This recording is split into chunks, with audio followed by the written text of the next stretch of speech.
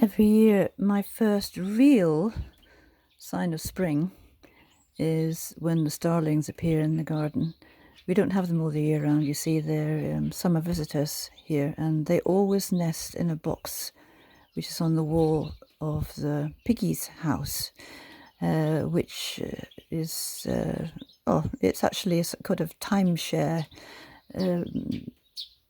living quarters, because after the starlings are finished with it, then the house martins tend to move in, and quite often the blue tits have been there before the starlings.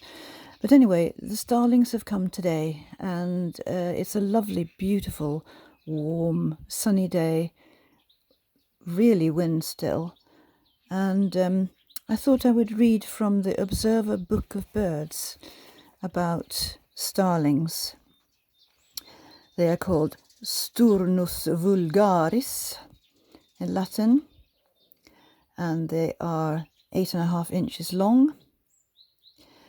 Although nearly black, the starling need never be confused with the blackbird, owing to its short tail and straight flight. Also, it waddles and runs around on the ground, looking for food in a characteristic way, very unlike the long, springy hops of the blackbird. The plumage is glossy, with purple and green sheen. In winter, it is speckled with white and buff tips. Immature birds are brownish. Well, I haven't seen those for a long time. I mean, the winter variation.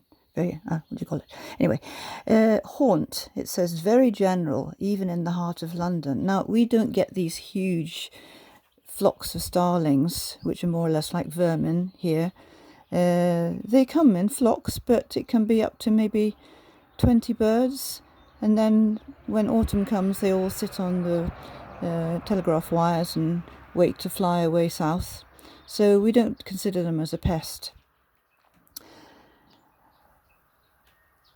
Their nest is of straw, grass and feathers in a hole in masonry, under the eaves, or in a tree stack or creepers. Their eggs are 4 to 7, pale blue, April to June. Food is mostly insects and grubs, which are harmful to agriculture, also fruit. So actually, you see, they're very good for the garden. The notes, which I was hoping I was going to be able to record at the same time as myself, but they've all flown away now.